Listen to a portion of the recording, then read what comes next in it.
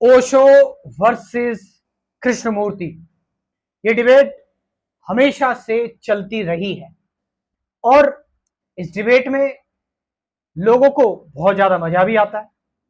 लोग ये चीज इंटरनेट पर बहुत सर्च करते हैं और लोग ये डिफ्रेंशिएट करने की कोशिश करते हैं कि आखिरकार ओशो और जय कृष्णमूर्ति में कौन ज्यादा बेहतर है।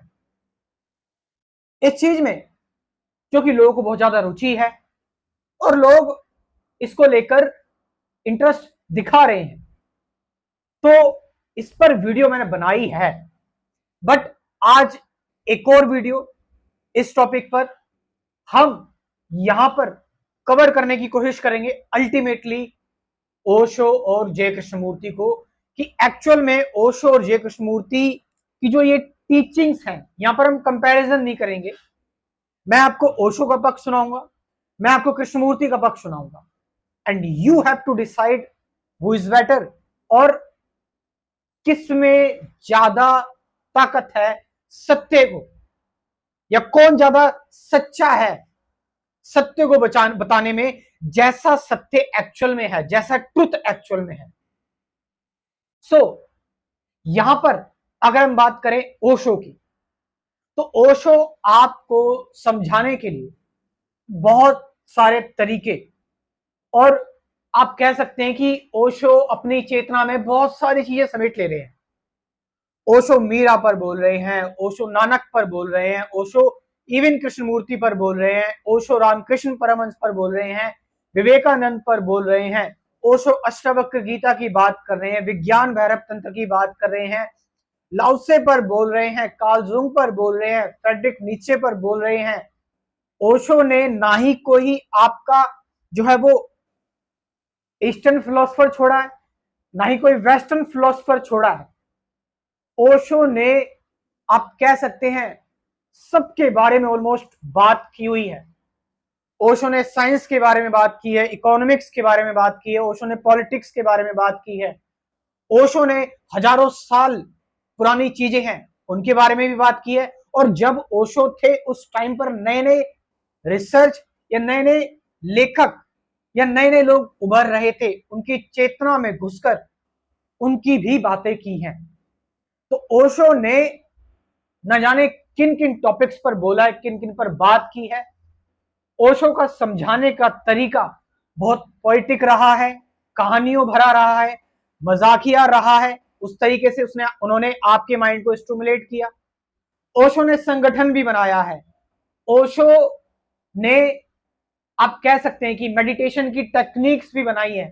डायनेमिक मेडिटेशन कर लो, रात्रि का ध्यान कर लो, बहुत तरह की चीजें ओशो ने की है। ओशो ने अपना एनलाइटनमेंट का एक्सपीरियंस भी शेयर किया है। हर चीज पर बात की है ओशो ने, हर बात बोली है, आपको हर एक तरीके से समझाने का प्रयास किया है, बुद्धि से भी, दिल से भी, मन से भी, हर जगह से ओशो ने बात की है। ओशो ने हर कण से आपको सत्य तक पहुंचाने की कोशिश की है। लेकिन ओशो एक चीज में, हम कह सकते हैं कि थोड़ा सा ओशो इस चीज में पूरी तरह से नहीं उभर पाए कि सत्य को बिल्कुल जैसा सत्य है, आप समझ रहे, ट्रूथ इज नेकेड, सत्य नग्न है। ओशो ने सत्य को बहुत सारी चीजें पहनाने की कोशिश की, और ये लाजमी इसीलिए है, मैं इसको गलत नहीं मानता, क्योंकि हम लोग सीधी साधी चीजें पसंद नहीं करते। वी वॉन्ट कोटेड चीजें, we want the medicine which must be sugar coated. अंदर दवाई है लेकिन बाहर से वो मीठी लग रही है। तो हर तरीके का यहां इंसान है। ओशो के पास हर तरीके के लोग आते थे, हर तरीके के। ओशो किसी पर्टिकुलर रिलीजन के नहीं थे, है ना। लेकिन अब मैं बात कर रहा हूं जरा कृष्णमूर्ति की, जिद्दू कृष्णमूर्ति की। देखो, जिद्दू कृष्णमूर्ति के बारे में ये बोला गया ना कि उनको, उनकी जो स्टार्टिंग थी वो वर्ल्ड टीचर के अकॉर्डिंग ही थी, कि उनको वर्ल्ड टीचर बनाया जा रहा था, है ना। हालांकि उन्होंने थियोसॉफिकल सोसाइटी को, स्टार ऑफ द ईस्ट को, सबको खत्म कर दिया। उनका सबसे मेन जो मकसद रहा कृष्णमूर्ति का, वो रहा सत्य जैसा है उसको वैसा ही बताना है, जैसा ट्रुथ है उसको वैसे ही बताना है। लोग कहते हैं कि ओशो अक्सर ये बात कहते थे कि मैं तो स्पिरिचुअल प्लेबॉय हूं। अगर आपको सीरियसली स्पिरिचुअलिटी सीखनी है, एक्चुअल में if you want to learn spirituality, कुछ सीरियसली समझना है, जानना है, तो कृष्णमूर्ति के पास जाओ, जिद्दू कृष्णमूर्ति के पास जाओ। क्यों? क्योंकि कृष्णमूर्ति जो बता रहे हैं वो सीधा सत्य बोल रहे हैं।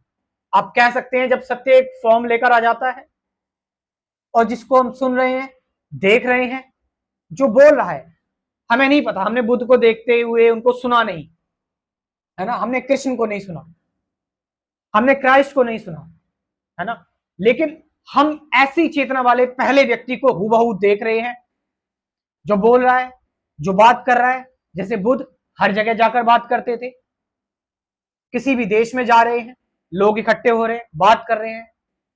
ओशो ने गुरु की महिमा बताई कि गुरु का होना भी जरूरी है। कृष्णमूर्ति ने कहा किसी गुरु की जरूरत नहीं। ओशो ने बोला मेथड्स होने जरूरी हैं। कृष्णमूर्ति ने कहा कोई मेथड जरूरी नहीं है। क्यों? क्योंकि कृष्णमूर्ति सत्य को बिल्कुल वैसा ही परोस रहे थे जैसा सत्य है। और इसीलिए ये बात रमण महर्षि ने भी कही और ये बात ओशो ने भी कही और उस टाइम के जितने भी लोग थे सबने ये बात कही। क्या? कि कृष्णमूर्ति सिर्फ और सिर्फ मैच्योर ऑडियंस के लिए हैं, मैच्योर ऑडियंस के लिए है।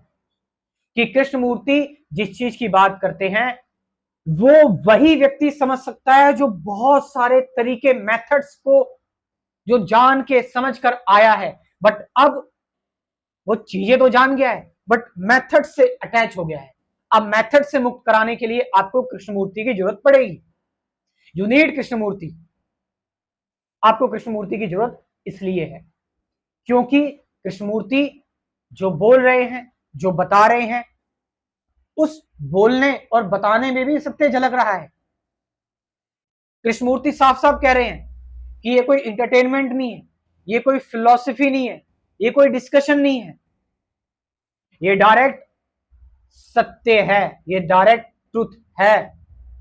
कृष्णमूर्ति आपको जो बोल रहे हैं, जो बता रहे हैं, वो बड़े ऊंचे दर्जे की चीज है, वो हल्के में मत लेना। और कृष्णमूर्ति इस बात से भी आपको अवेयर करवा रहे हैं, आपको कह रहे हैं, वार्निंग दे रहे हैं कि I am not the authority, मैं कोई अथॉरिटी नहीं हूं, I am just a mirror. आप मुझको भी मत सुनो, मैं भी जो बोल रहा हूं उस पर भी विश्वास करने की जरूरत नहीं है। कृष्णमूर्ति सेल्फ इंक्वायरी की डायरेक्टली बात कर रहे हैं, कृष्णमूर्ति डायरेक्टली सेल्फ नॉलेज की बात कर रहे हैं। एक व्यक्ति चाहे तो ओशो को सुनते सुनते भटक सकता है बट कृष्णमूर्ति को सुनते सुनते नहीं भटक सकता। एक व्यक्ति चाहे तो ओशो को सुनने के बाद वो हो सकता है अपने कई सारे काम में लग जाए, काम को करता रहे, लेकिन कृष्णमूर्ति को सुनकर व्यक्ति आध्यात्मिक होगा ही होगा, इसमें कोई दोहराई नहीं है। कृष्णमूर्ति को सुनकर व्यक्ति जगेगा ही जगेगा, इसमें कोई दोहराई नहीं है। हाँ, कई सारे लोगों की बात सामने आई है, कह रहे हैं कि हम कृष्णमूर्ति को सालों से सुन रहे हैं, हमें कुछ नहीं हुआ, हम ज्यादा कुछ नहीं सीख पाए। तो फिर वही बात आ जाती है कि आप कृष्णमूर्ति को बस आपने ऊपर ऊपर से समझा है, ऊपर ऊपर से जाना है, या थोड़ा सा डीप में भी घुसे हो। कृष्णमूर्ति गॉड की बात भी कर रहे हैं, आप समझ रहे हो इस चीज को? आप कृष्णमूर्ति को ऊपर ऊपर से देख रहे हो, कृष्णमूर्ति ने बहुत तरीके की चीजों की बात की है। और सबसे खास बात, कृष्णमूर्ति ने किसी के बारे में बात नहीं की है कि जैसे ओशो बात कर देते हैं, कृष्णमूर्ति किसी चीज की बात नहीं कर रहे क्योंकि वो नहीं चाहते कि आपकी रियल इंक्वायरी में कोई तीसरी चीज आए, आपकी इंक्वायरी डायरेक्टली आपके अंदर से आए। इसलिए कृष्णमूर्ति किसी की बात नहीं करते। रमण महर्षि, रामकृष्ण परमहंस, विवेकानंद, बुद्धा, किसी की बात नहीं करते। आप समझ रहे इस चीज को? सो ये मैंने जो इस पर वीडियो बनाई है, हो सकता है मैं इस टॉपिक पर अब काफी टाइम तक वीडियो ना बनाऊं। सो यहां पर आपको क्या लगता है, आप अपनी राय कमेंट सेक्शन में रखें।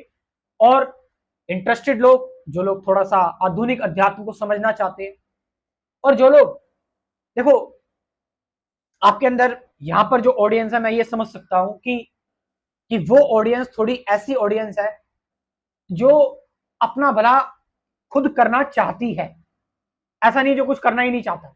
आप समझ रहे हो इस चीज को कि आप चाहते हो इस चीज को, आपके अंदर ये हंगर है अपने आप को बदलने की। तो मैं उन्हीं लोगों से बात कर रहा हूं। तो वो चाहे तो एक अच्छी नॉलेज ले सकते हैं, एक अच्छा अध्यात्म, साफ सुथरा अध्यात्म जान सकते हैं। मैंने कुल 24 वीडियोस में meditation, truth, present moment, awareness, relationship, fear, suffering, observation क्या है, डुअलिटी क्या है, इसको लेकर एक कोर्स प्रिपेयर किया हुआ है। और साथ साथ 24 वीडियोस में कोर्स तो है, 50 से ज्यादा गाइडेड मेडिटेशन की वीडियोस भी हैं। तो आप इस कोर्स को ज्वाइन कर सकते हो, आपकी बहुत मदद कर सकता है ये कोर्स। व्हाट्सअप नंबर है 9773529489। डिस्क्रिप्शन में व्हाट्सअप नंबर दे रहा हूं, वहां से जाकर आप इस कोर्स को ज्वाइन कर सकते हैं। Thank you very much.